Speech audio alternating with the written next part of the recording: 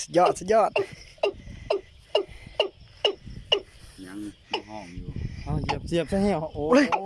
ได้เลย ใช่ ล่มเลย แมนเบิดแล้วเนี่ย เอาไปเด้อ รีโมทใช่ป่ะ รีโมท อ้าว ปะอยู่พุ่นบ่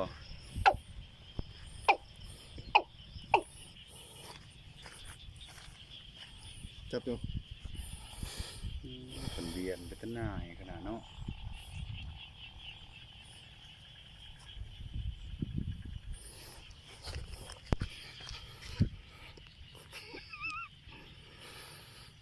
แนมมาพี่เด้อ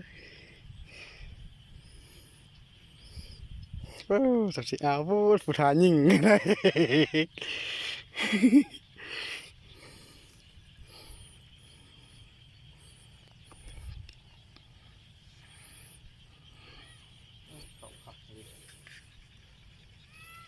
ตัวนั้นกำลังจะเข้ามา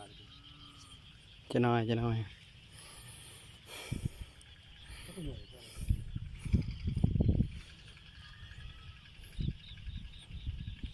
เฮ็ดอย่างนั้นเท้า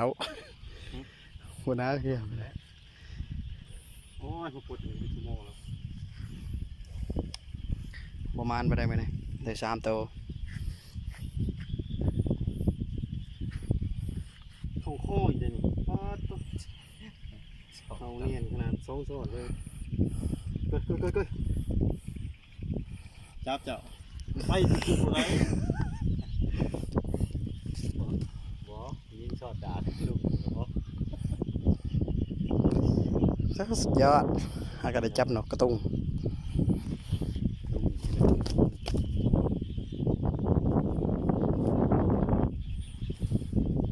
สบายดีท่านผู้ชม